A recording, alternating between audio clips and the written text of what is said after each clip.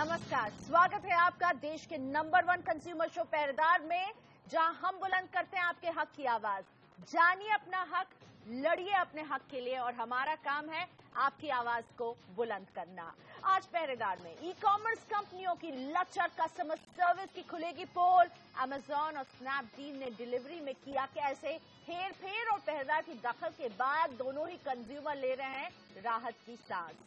Debit card fraud के शिकार ICICI bank customer को मिल रहा है 60,000 का रिफंड पहरेदार के प्लेटफॉर्म पर। और ठाणे की कंज्यूमर अदालत ने ओवरसीज इंश्योरेंस पॉलिसी के एक मामले में कंज्यूमर के पक्ष में सुनाया है फैसला। इस फैसले की बारीकियों को समझेंगे ताकि अगर आप भी इस कदर किसी इंश्योरेंस की समस्या में उलझ जाएं तो क्या रास्ते होते हैं आपके पास। लेकिन सबसे पहले बात ऑनलाइन शॉपिंग की। इसका जादू हर तरफ है, हर तरफ इसके जलवे हैं। दिवाली के दौरान हमने देखा जबरदस्त सेल लगी और लोगों ने जबरदस्त शॉपिंग भी की। जब आप ऑनलाइन शॉपिंग करते हैं तो इस बात का भरोसा करते हैं कि ई कॉमर्स कंपनियां तयशुदा समय के दौरान आपको प्रोडक्ट की डिलीवरी करेगी और अगर डिलीवरी में कोई भी दिक्कत आ रही है तो इसकी जानकारी भी आपको समय से देगी। लेकिन इसके बजाय अगर आपको प्रोडक्ट डिलीवरी के नाम पर सिर्फ कस्टमर केयर के भरोसे छोड़ दिया जाए तो शायद आप दोबारा ऑनलाइन शॉपिंग पर भरोसा ही नहीं करेंगे। और कुछ ऐसा ही हुआ है अहमदाबाद के रोहित नहाटा के साथ। इन्होंने अमेजॉन से एप्पल आईफोन 6s मंगाया था बड़े शौक से। 18 अक्टूबर को ऑर्डर प्लेस किया था। उम्मीद थी कि 2 नवंबर को इन्हें फोन मिल जाएगा, लेकिन फोन की जगह इन्हें झूठे आश्वासन मिलते रहे और तब इन्होंने संपर्क किया पहरेदार से। अभी फिलहाल रोहित मेरे साथ फोन लाइन पर है अहमदाबाद से। नमस्ते रोहित, स्वागत है आपका।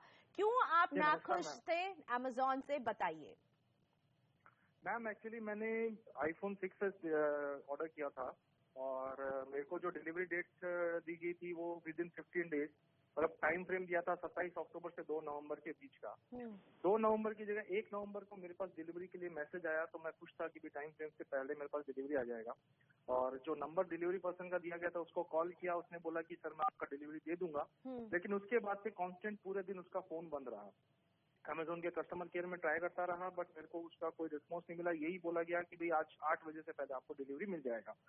उसकी वजह से मेरा नेक्स्ट डे जो मेरी फ्लाइट थी अर्जेंट एक मीटिंग की, वो मुझे कैंसिल करनी पड़ी क्योंकि अहमदाबाद गुजरात में दिवाली के बाद छुट्टियों का माहौल रहता है तो ऑफिस में कोई था नहीं और इतना महंगा प्रोडक्ट में किसी और के भरोसे छोड़ नहीं सकता था। ओके, तो आप इंतजार कर रहे थे फोन का, इसलिए आपको अगले दिन यानी 2 नवंबर को कहीं बाहर जाना था, वो आपने कैंसिल किया और आपने कहा यही मुनासिब समझा कि फोन का इंतजार कर लो। बहुत अर्जेंट मीटिंग थी, उसकी वजह से टिकट्स भी कैंसिल करनी पड़ी। फिर मेरे को आश्वासन दिया गया करीबन 1 तारीख को 8 बजे की भी आपको 2 तारीख को सर हर हाल में मिल जाएगा क्योंकि एक्सपेक्टेड डेट आपकी 2 तारीख है, 1 तारीख को आपको प्री डिलीवरी हो रहा था।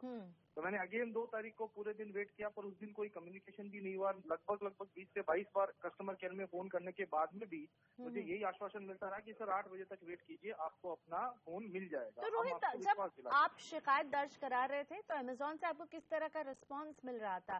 सैटिस्फैक्टरी था? एक ही बात कंटिन्यू बोला जा रहा था कि मैं सर हमारा ट्रांसपोर्ट एजेंसी है वो एक डिफरेंट एंटिटी है, हम उससे बात करते हैं, हम आपको रिस्पांस देते हैं। मैंने उनको बोला कि आप मुझे लोकल जो ट्रांसपोर्ट आपकी जहाँ ऑफिस है वहाँ का हेड का नंबर दे दीजिए, मैं खुद पर्सनली जाके कलेक्ट कर लूंगा। बट उनका एक ही कंटिन्यू था कि हम उनसे फोन पे बात नहीं करते, हम उनको मेल में डिटेल छोड़ते हैं। हमने अभी सिस्टम के जरिए उनको मैसेज छोड़ दिया है और उनका 100% रिवर्ट आएगा। आप हम पे भरोसा रखिए, हम आपको 2 घंटे 4 घंटे 6 घंटे मतलब इस हिसाब से करते करते उन्होंने 2 तारीख का पूरा दिन निकाल दिया और तभी फोन आपके हाथ में नहीं पहुंचा और आपने पहरेदार को फिर फैसला किया कि संपर्क करें। मैं ठीक कह रही हूँ? जी, मैंने 2 तारीख का टाइम फ्रेम निकलने के बाद में थक करके अच्छा मैम अगर मुझे प्रॉपर रिस्पॉन्स भी मिलता ना या एक प्रॉपर जवाब मिलता तो भी मैं वेट कर लेता, लेकिन उन्होंने कोई प्रॉपर रिस्पॉन्स नहीं दिया, कुछ नहीं दिया और उसकी वजह से मैंने 2 बार अपनी अर्जेंट मीटिंग जो है फ्लाइट की टिकट मैंने कैंसिल करवानी पड़ी। अल्टीमेटली उसकी वजह से बहुत ज्यादा हैम्पर हुआ। दूसरा ऑफिस नहीं खुला होने के कारण किसी और के भरोसे छोड़ नहीं सकता था। तो फिर मैंने थक हार करके पहरेदार से कांटेक्ट किया। पहरेदार का मेरे पास इमीडिएट रिस्पांस आया, मेरे पास कॉल आया, मैटर समझा और शायद उन्होंने उसी दिन आप लोगों ने मेल किया और उसके वेरी नेक्स्ट डे शाम तक मेरे पास उसके डिलीवरी के लिए सामने से अमेजोन का फोन आ गया कि सर हम आपका फोन डिलीवरी देने के लिए आ रहे हैं, कहाँ है। तो यानी कि हमारे फोन करते ही 24 घंटे के अंदर अमेजोन एकदम सतर्क हो गया था, आपको फोन कर रहा था कि हमारे आपका फोन देने के लिए। जी, पर मैं एक चीज बोलना चाहूंगा मैम, आज इतनी बड़ी कंपनी है, इतने महंगे प्रोडक्ट्स कस्टमर आपसे एडवांस पेमेंट करके आंख बंद करके आपसे ले रहे हैं उसके बावजूद अगर उनके प्रोडक्ट्स की आप रिस्पॉन्सिबिलिटी नहीं ले सकते टाइमली डिलीवरी की, दैट टू मतलब 15 दिन का टाइम लेने के बाद में, जो कि एक बहुत सफिशिएंट पीरियड होता है कहीं से भी कुछ भी डिलीवर करने के लिए, तो मैं सोचूंगा कि भाई ऐसी कंपनियों का आगे फ्यूचर में कोई भविष्य नहीं है, क्योंकि कंज्यूमर इतना भी बेवकूफ नहीं है कि वो इन कंपनियों के साथ कंटिन्यू करे। मैं तो कभी भी अमेजोन के साथ नेक्स्ट कोई डीलिंग नहीं करूंगा। तो यानी रोहित, आप कहीं ना कहीं ठगा हुआ महसूस कर रहे थे अमेजोन से, जो रवैया रहा आपको रिस्पॉन्स देने का। शुक्रिया रोहित। चलिए, अब आपका फोन पहुंच चुका है आपके पास, लेकिन हम बताना चाहेंगे कि अमेजोन के पास हमने रोहित नहाटा की शिकायत 2 नवंबर की शाम को ही भेजी थी, जब रोहित ने हमसे संपर्क किया था। ये वही दिन था जब फोन डिलीवर होना था प्रॉमिस के मुताबिक, लेकिन नहीं हुआ था। रोहित को प्रोडक्ट डिलीवर होने की तय समय सीमा खत्म हो चुकी थी। कंपनी ने पहरेदार की तरफ से ईमेल मिलने के बाद कार्रवाई एकदम तेज कर दी, और रोहित खुद अभी बता रहे थे कि उन्हें संतोषजनक समाधान मिल गया है, लेकिन इस समाधान तक पहुंचने का जो रास्ता था वो कठिन इनके लिए जरूर रहा। पहरेदार के रिकॉर्ड किए जाने तक हमारे पास अमेजोन का आधिकारिक लिखित जवाब नहीं पहुंचा था, लेकिन हाँ, हम ये जरूर महसूस करें कि अमेजोन ने कदम उठाया है हमारे ईमेल के बाद। अगली शिकायत भी एक और ऑनलाइन शॉपिंग दिग्गज से ही है, और वो है स्नैपडील। ये आई है हमारे पास हल्द्वानी से सूरज चौहान जी की। इन्होंने 2 अक्टूबर को कंपनी से मंगाया था एक जोलो का मोबाइल फोन, लेकिन इनके घर पर डिलीवर हुआ सिर्फ फोन का हेडफोन। और इसके बाद इनकी झल्लाहट, इनका गुस्सा और सभी कुछ इन्होंने झेला और पहरेदार से संपर्क किया। अभी फिलहाल सूरज मेरे साथ हैं। सूरज, स्वागत है आपका, नमस्ते। आपने भी क्या वो दिवाली सेल के दौरान ही खरीदारी की थी और फोन की जगह केवल हेडफोन उसका आपको मिला था? जी मैम, मैं दिवाली में परचेज किया था। एक्चुअली मेरे को अपनी भाभी को गिफ्ट करना था भैया को एक्चुअली। तो मैंने वो परचेज किया अमेजोन से, सॉरी स्नैपडील से। तो स्नैपडील वालों ने मेरे को 5 to 7 डेज का टाइमिंग दिया था कि आपको डिलीवर हो जाएगा सर। तो उन्होंने मेरे को, जब वो फोन पहुंचा पहले दिन, मेरे को एक मैसेज आया इनका कुरियर वालों का कि सर ये जो डिलीवरी आज हो जाएगी करके। मगर कोरियर वाले का कोई मेरे को ना कॉल आया ना कुछ आया, सिर्फ मेरे को ये आया कि आपको डिलीवर होगा प्रोडक्ट। मगर मेरे को जो प्रोडक्ट डिलीवर होता है वो नेक्स्ट डे होता है। और मेरे इसमें ये पहले दिन स्टेटस में शो करते हैं कि कस्टमर इज नॉट अवेलेबल। तो मैंने इसके लिए कंप्लेन भी की थी स्नैपडील को, मगर उसने मेरे को कोई रिस्पॉन्स नहीं किया था इसके लिए। तो बाय फॉल्ट है ऐसी, मतलब बात करने लग गए थे स्नैपडील वाले। लेकिन जब आपके हाथ वो फोन का वो पूरा डब्बा पहुंचा था और उसके अंदर फोन नहीं था, हेडफोन देख के आप पर क्या बीती? मतलब मैंने देखिए ना, वो मैंने एक्चुअली भाभी के लिए स्पेशली मंगाया था। मतलब भैया ने मेरे को रिक्वेस्ट किया था, तो मैंने उनके लिए भाभी से मंगाया। स्नैपडील पर ट्रस्ट करता था मैंने, तो स्नैपडील से परचेज किया। पेमेंट पहले किया, एडवांस पेमेंट किया, ठीक है।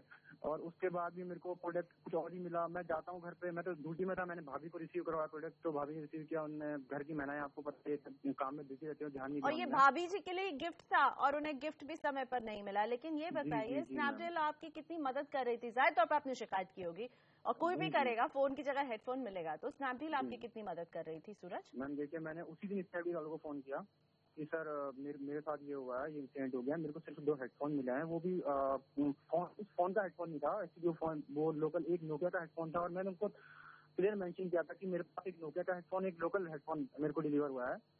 तो उन्होंने मेरे को कहा ठीक है सर, आपको हम ये प्लेसमेंट दे देंगे, ऐसा रहता, और हम इसके ऊपर अपनी मीटिंग बैठाएंगे और ऐसा बात करेंगे करके। मैं स्पेशली हमारे इनके कोई इनसे बात हुई, सरदार जी थे कोई, तो उन्होंने मेरे को कहा था कि हम स्पेशली क्या बोलते हैं इस पे, मैं सर मैं इसको खुद हैंडल करूंगा।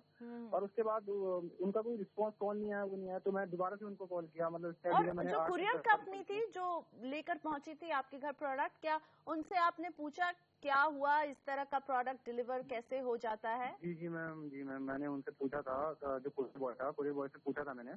तो वो कहता है कि सर देखिए, ये हमारा सिर्फ डिलीवरी का काम है। मैंने अपनी भाभी को कहा था कि इसमें आई थिंक फोन नहीं है, आप चेक कर लो। मगर मैंने जब अब घर जाके अपनी भाभी से पूछा तो उन्होंने बोला कि मेरे को उस बंदे ने ऐसा कुछ नहीं कहा। अच्छा, ओके। तो यहाँ पर कहीं पर एक पॉइंट है कि कुरियर वाले ने कहा, मैंने कहा चेक कीजिए, लेकिन तमाम बातें दरकिनार करते हैं क्योंकि फोन की जगह हेडफोन मिलता है। और स्नैपडील की क्या जिम्मेदारी है? स्नैपडील ने कैसे आपकी मदद की? आपको क्यों पहरेदार के पास आना पड़ा? मैम देखिए, मैं स्नैपडील को कॉल करके परेशान हो गया था। और स्नैपडील मेरे को हर बार कहता है कि सर हम इसको केस हैंडल कर रहे हैं। मतलब हर बार कोई अलग बंदा मेरे को मतलब बोलता है कि सर देखिए, हम आपको ना 48 आवर्स में आपकी जो कंप्लेंट है सॉल्व कर देंगे, रिफंड कर देंगे। और जो हम कोरियर कोरियर वालों को स्पेशली क्या बोलते हैं रिफंड का डालते हैं, मगर कोरियर वाला भी उसमें ना उस रिफंड को ले जाता है, कैंसिल कर देता है, और मतलब ऐसे मेरे को घुमाने लग गए थे। उसके बाद मेरे फ्रेंड ने कहा कि तेरे को आई थिंक पहरेदार में कांटेक्ट करना चाहिए, क्योंकि देखिए मैंने इनने मेरे को कहा कि हम आपके जो हमारे सीनियर है आपको कॉल करेंगे, लेकिन ऐसा कुछ नहीं हो रहा था और तब आपने पहरेदार को संपर्क किया और पहरेदार से मैम एक्चुअली देखिए ना, मेरा इनने बोला कंसर्न डिपार्टमेंट कॉल करेंगे। हाँ, लेकिन कोई कॉल बैक ही नहीं आया। कॉल नहीं आया, उन्होंने उल्टा मेरे को मेल किया your complaint is close. Okay, और उसके बाद तो सूरज, जब आपने पहरेदार को संपर्क किया तब क्या हुआ आपके साथ, बताना चाहेंगे? जी मैम, पहरेदार को कांटेक्ट किया था, तो नेक्स्ट 48 आवर्स में मेरे को इनकी कॉल आई कि आपके साथ मतलब आपके ऐसा कोई इशू था और आप ये बात कर रहे हैं ऐसा वैसा करके। ओके, तो हमें पहरेदार ने कांटेक्ट किया और तब जाके मामले की सुनवाई हुई। मैं ठीक कह रही हूँ? तब जाके इनने मतलब मेरे को 48 आवर्स में मेरे जो रिफंड था इनने मेरे को वापस कर दिया। और आपने रिफंड लेना ही मुनासिब समझा, ना कि आपने सोचा कि फोन का आप प्लेस जी मैम, उसका तो कोई मतलब ही नहीं होता ना, क्योंकि मैं करीब 1 महीना हो गया था मुझे उस फोन के लिए मतलब कॉल करते हुए और इनके बीच में वो करते हुए गया था, मतलब ना कॉल बैक आ रहा था, ना समस्या का समाधान मिल रहा था। पहरेदार के प्लेटफॉर्म में आपको मिल रहा है रिफंड। शुक्रिया सूरज हमसे बात करने के लिए। तो पहले तो सूरज को इस बात की निराशा थी कि फोन की जगह उन्हें हेडफोन मिल गया है। गलती किसी से भी हो सकती है, लेकिन इस गलती को सुधारने के लिए स्नैपडील ने क्या किया? सूरज के शब्दों में, कुछ नहीं किया।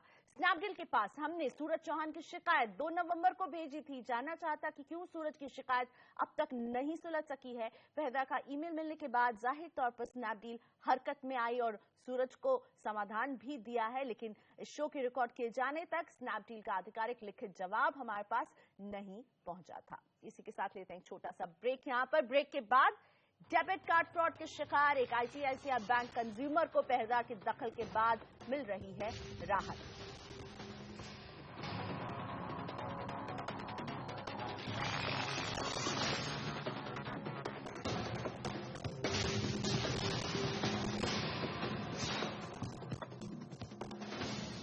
कुछ दिन पहले ही खबर आई थी कि देश के लाखों डेबिट कार्ड के डेटा चोरी कर लिए गए और उनसे करोड़ों की हेराफेरी कर ली गई थी। ऑनलाइन फिशिंग की इस खबर ने देश के बैंकिंग सिस्टम के फुल प्रूफ होने पर कई सवाल खड़े किए। जिन दिनों ये खबर आई थी उन्हीं दिनों पहरेदार के पास भी ऑनलाइन फ्रॉड की कई शिकायतें पहुंची और इन्हीं में से एक थी अहमदाबाद के चिंतन प्रजापति की शिकायत। चिंतन आईसीआईसीआई बैंक के कंज्यूमर हैं। इनके डेबिट कार्ड से करीब 60,000 का फ्रॉड हो गया था और जब बैंक ने इनकी शिकायत पर ध्यान नहीं दिया तो इन्होंने पहरेदार का दरवाजा खटखटाया।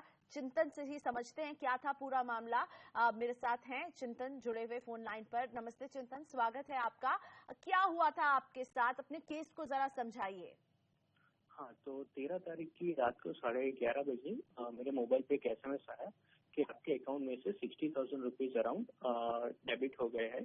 तो मैंने तुरंत ही आईसीआईसीआई बैंक के कस्टमर केयर में फोन करके मेरा कार्ड ब्लॉक करवाया और उनको बोला कि आप इस ट्रांजेक्शन के लिए चार्जबैक की रिक्वेस्ट डालो। तो बैंक ने बोला कि अभी रात का टाइम है, हमारा कोई भी ऑफिशियल अवेलेबल नहीं है ये एक्शन लेने के लिए, आपको सुबह बैंक जाके ये सब रिक्वेस्ट लिखवानी पड़ेगी। मैं दूसरे दिन सुबह तुरंत ही बैंक खुली तो मैंने वहाँ पे रिक्वेस्ट डाली और सब मेरे आईडी प्रूफ सब मैंने सबमिट किए वहाँ पे, मेरा डेबिट कार्ड, मेरा फोटो आईडी सब। और बाद में मुझे बैंक मैनेजर ने बोला कि ये प्रोसेस होने के लिए 45 डेज लगेंगे। ओके, लेकिन एक बात बताइए चिंतन, कार्ड आप ही के पास था, आपने उसका इस्तेमाल नहीं किया था, आप यही कह रहे हैं ना? यस, कार्ड भी मेरे पास था और मेरे पास कोई OTP भी नहीं आया था। आपने कभी अपने कार्ड के कुछ नंबर या डिटेल्स कहीं शेयर किए थे? नो। ओके, और जब आपने बैंक में अपनी ये शिकायत फ्रॉड की दी, उन्होंने उसके बाद क्या कार्रवाई की, क्या कहा आपसे? उन्होंने मुझे वही बोला कि 45 डेज लगेंगे इन्वेस्टिगेशन करने के लिए, उससे पहले हम आपको कुछ भी नहीं बता सकेंगे। मैंने उनसे पूछा कि आप मुझे कहाँ से ट्रांजैक्शन हुआ वो डिटेल दो, कौन से मर्चेंट के साथ ट्रांजैक्शन हुआ वो डिटेल दो, सोर्स का IP एड्रेस दो। उनके पास कुछ भी इन्फॉर्मेशन अवेलेबल नहीं थी। इवन आफ्टर 1 वीक कोई इन्फॉर्मेशन ऐसी अवेलेबल नहीं। और आपने इस फ्रॉड की शिकायत कहीं और भी दर्ज कराई क्या? नहीं। ओके, आप बैंक के पास सीधा पहुंचे थे और बैंक के पास कोई इन्फॉर्मेशन नहीं थी, आपने सारी इन्फॉर्मेशन उन्हें निकाल के दी, तब भी बैंक आपकी कोई मदद नहीं कर पा रहा था चिंतन? नहीं, बैंक एवरी टाइम एक ही आंसर दे रहा था कि आप हमें 45 डेज दो, उसमें हम इन्वेस्टिगेशन करेंगे, उसके बाद ही हमारी टीम आपको बताएगी। लेकिन आपको उनकी इस इन्वेस्टिगेशन और उनकी इस बातचीत पर भरोसा नहीं हो रहा था, तभी आपने पहरेदार को संपर्क किया? यस। और आपको इस प्लेटफॉर्म में कैसे मदद मिली है? पहरेदार को मैंने ईमेल लिखा, पहरेदार ने मुझे रिस्पॉन्स किया और उन्होंने ICICI बैंक में भी फॉलो अप किया और विदिन 10 डेज मुझे मेरे अकाउंट में वो पैसे वापस मिल गए, थैंक्स टू पहरेदार। ओह, आपको पैसे मिल गए, आप राहत की सांस ले रहे हैं? आपको लग रहा था ये पैसे मिलेंगे? नहीं, मैंने काफी लोगों से बातचीत की और वो लोग वही बोल रहे थे कि ऐसे फ्रॉड ट्रांजैक्शन में इन्वेस्टिगेशन करके पैसे आने के चांसेस बहुत कम है।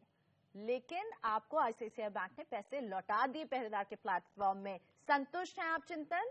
बिल्कुल बिल्कुल। शुक्रिया हमसे बात करने के लिए। तो चिंतन का भी भरोसा कहीं ना कहीं टूट रहा था कि ये पैसे वापस मिलेंगे या नहीं मिलेंगे। बैंक का थोड़ा सा ठंडा रवैया इनकी घबराहट को बढ़ा रहा था और इन्होंने पहरेदार से संपर्क किया था।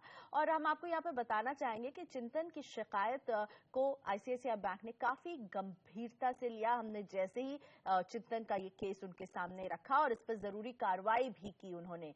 हमें खुशी है कि बैंक ने चिंतन जी को पैसे रिफंड कर दिए हैं। ये इंतजार नहीं किया कि इन्वेस्टिगेशन खत्म हो और फिर चिंतन को पैसे लौटाए जाएं। बैंक ने हमें आधिकारिक रूप से लिखित जवाब में ये भी बताया है कि किन हालात में चिंतन जी का डेबिट कार्ड धोखाधड़ी का शिकार हुआ है। बैंक के मुताबिक भारत में सभी भारतीय वेबसाइट पर कोई ट्रांजैक्शन 2 फैक्टर ऑथेंटिकेशन पर आधारित होते हैं, यानी कंज्यूमर की पहचान 2 बार चेक की जाती है, जबकि विदेशी ई-कॉमर्स वेबसाइट्स पर सेकंड फैक्टर ऑथेंटिकेशन का ऑप्शन होता ही नहीं है। और इस बात की संभावना है कि चिंतन जी ने अनजाने में अपने कार्ड के डिटेल्स किसी विदेशी वेबसाइट पर कभी शेयर किए होंगे किसी और ट्रांजैक्शन के लिए, और इसके बाद इनकी इंफॉर्मेशन का इस तरह से इनके कार्ड का दुरुपयोग हो चुका है। हालांकि ऐसे मामलों में बैंक को कंज्यूमर की तरफ से चार्ज डिस्प्यूट फॉर्म की जरूरत होती है, जिसके बाद ही मामले की जांच शुरू की जा सकती है। जब कंज्यूमर ने इस फॉर्म को भरकर दे दिया, बैंक ने उनके अकाउंट में पूरी रकम रिफंड कर दी है। ICICI बैंक ने यह भी कहा है कि उसने जितनी जल्दी हो सकता था कंज्यूमर की मदद करने की कोशिश की है। चिंतन प्रजापति को 60,000 रुपए का जो फ्रॉड इनके डेबिट कार्ड से हुआ है, उसमें ICICI की तरफ से मिल रही है मदद। लेते हैं ब्रेक और ब्रेक के बाद बताएंगे ओवरसीज इंश्योरेंस पॉलिसी के मामले में कंज्यूमर कोर्ट ने दिया एक अहम फैसला।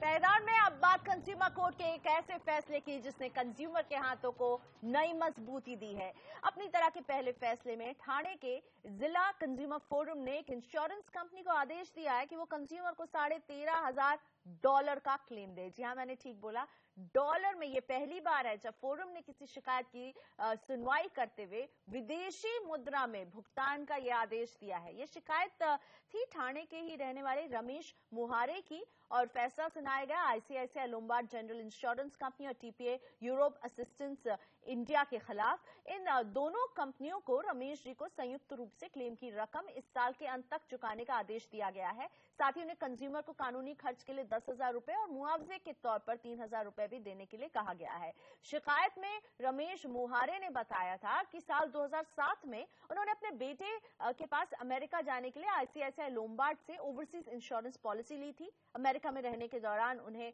वहां चेस्ट पेन की शिकायत होती है और इसके लिए वो एक अस्पताल में भर्ती हुए थे, जहां 2 दिन के इलाज के बाद इन्हें छुट्टी दे दी गई थी। रमेश जी के बेटे ने इंश्योरेंस कंपनी को इस इलाज की जानकारी दी थी, लेकिन कैशलेस पॉलिसी होने के बावजूद कंपनी ने अस्पताल को पेमेंट करने की कोई व्यवस्था नहीं की। ऐसे में रमेश जी को मजबूरी में अस्पताल में अंडरटेकिंग देनी पड़ी कि वो इंश्योरेंस कंपनी से पेमेंट मिलते ही अस्पताल का खर्च चुका देंगे। हालांकि 2007 से अब तक ICICI लोम्बार्ड रमेश जी को इलाज का खर्च देने को तैयार नहीं थी, लेकिन अब कंज्यूमर फोरम ने कह दिया कि इलाज का खर्चा दीजिए, मुआवजा दीजिए, साथ में जो कोर्ट में आने जाने में जो खर्चा हुआ रमेश जी को वो भी उन्हें मिलना चाहिए। तो कंज्यूमर की बड़ी जीत। पहरेदार में हमें यही दीजिए इजाजत, लेकिन आप अपनी राय, अपने सुझाव, अपनी शिकायत हमें भेजते रहिए। हमारा ईमेल एड्रेस है peheredar@network18online.com और ट्विटर पर भी जुड़िए और मुझसे शेयर कीजिए अपने कंज्यूमर एम्पावरमेंट के किस्से।